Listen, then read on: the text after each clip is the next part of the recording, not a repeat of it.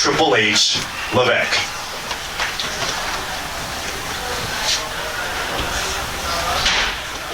How are you? Oh. How you doing? Great. Everybody good? Good. All right. First of all, thank you all for being here. It's always exciting for me to see the media, a ton of you show up for these, and just your level of commitment to what we do, your excitement for it, and your interest in it. So thank you very much. I want to thank the WWE and Universe in general just for all of this. This has been a hell of a ride, and getting to this moment, and it's weird in some way because tonight almost felt like a WrestleMania, with WrestleMania 6 weeks away, and that's a really exciting but a really odd feeling, creatively, to have something this big, this epic, this monumental happen right before you don't do something even bigger, even more epic, even more, special. So, I want to thank the WWE Universe because they really are the ones that get us to this place, each and every one of them. I'll thank our talent. A lot of breakout performances for me tonight. And, sometimes you do big events and you're impressed with what talent do. I very rarely am not. Tonight was one of those nights where I feel like, man, everybody just came with their A game on. Performances were A++ across the board. Everybody came to deliver as if they had a statement to make, and that's always makes these kind of events even more special from top to bottom. But I especially want to thank the Bell Center here and especially the city and the people of Montreal. When a crowd is the star of your event, you're onto something special.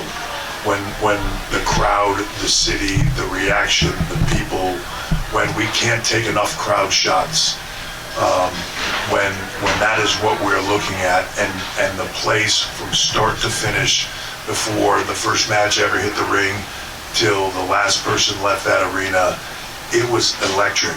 There were moments even behind at gorilla position where the crowd was almost deafening. That is something special, and I really can't thank everybody here enough. So this was the largest WWE gate in Montreal history. So really something big here. We had a sellout crowd of 17,271 in attendance. And that is coming off of last night with well over 15,000 here. So just a spectacular 2 nights. When we left last night, we were saying, holy God, I don't know how this crowd could be any hotter than it was tonight, but it really was, by far.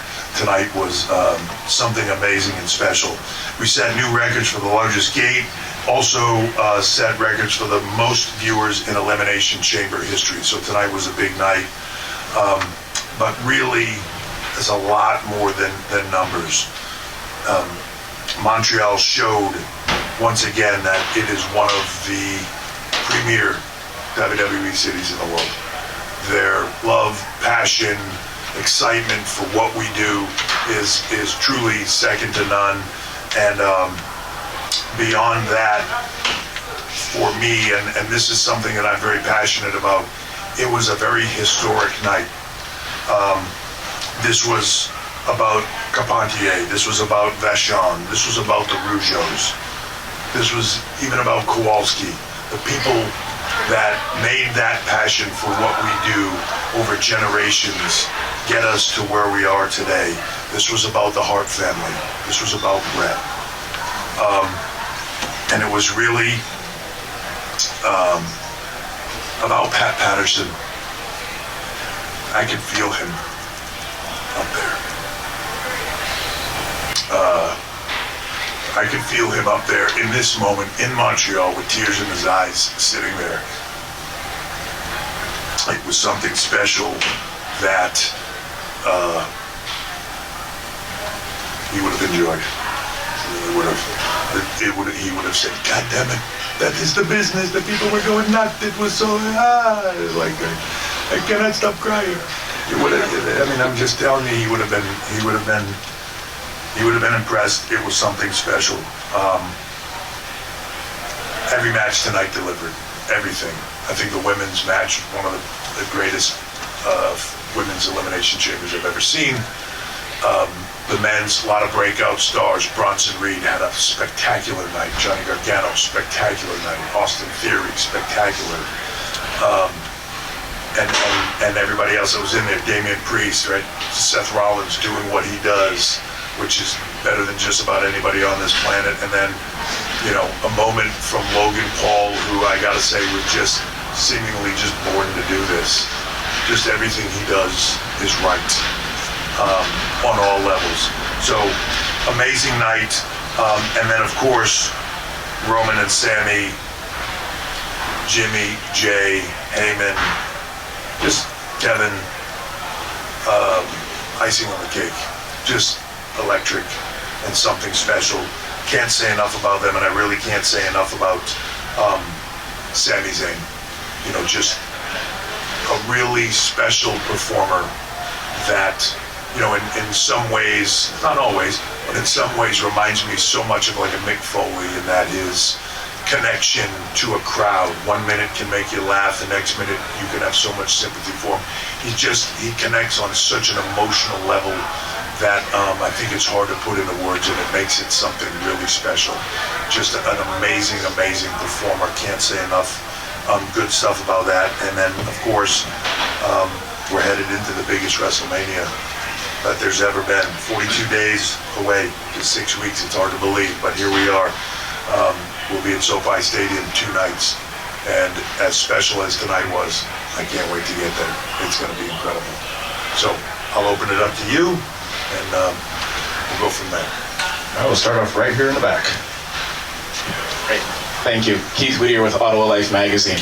Originally, I was going to ask you in terms of how you, after all of these years, if you still take time to appreciate it, but you've already answered that, so thank you.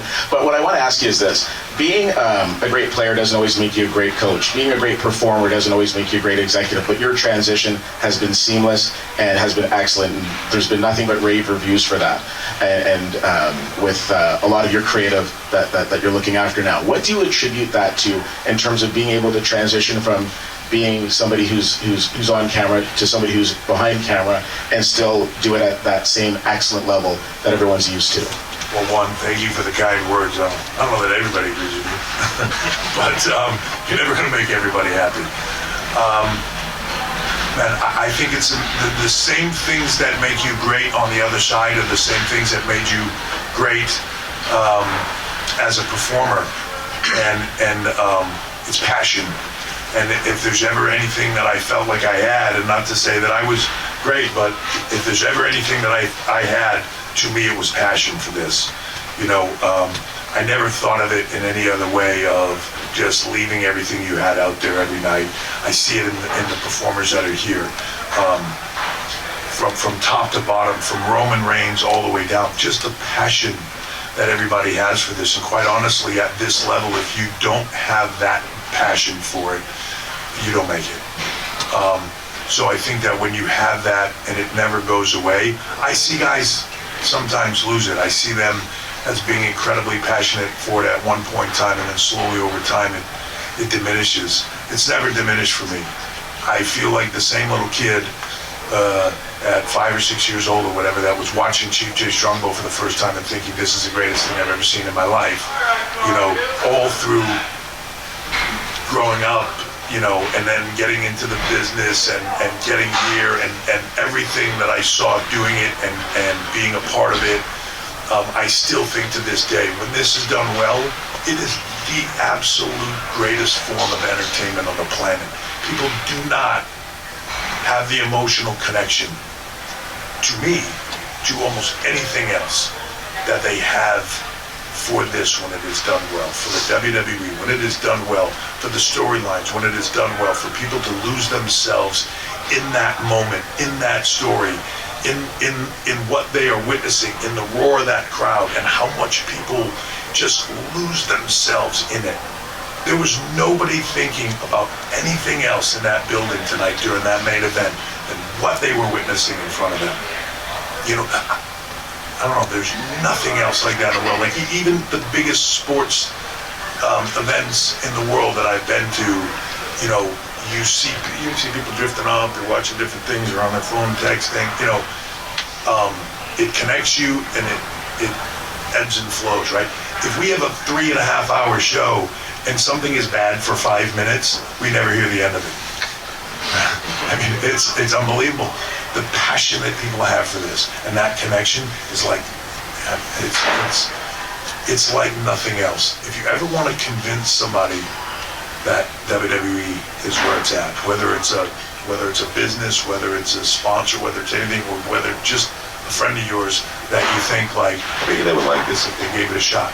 If you bring them to a live event, there's no way somebody wouldn't have left here tonight saying like, holy shit, I have to come back to that. It's passion.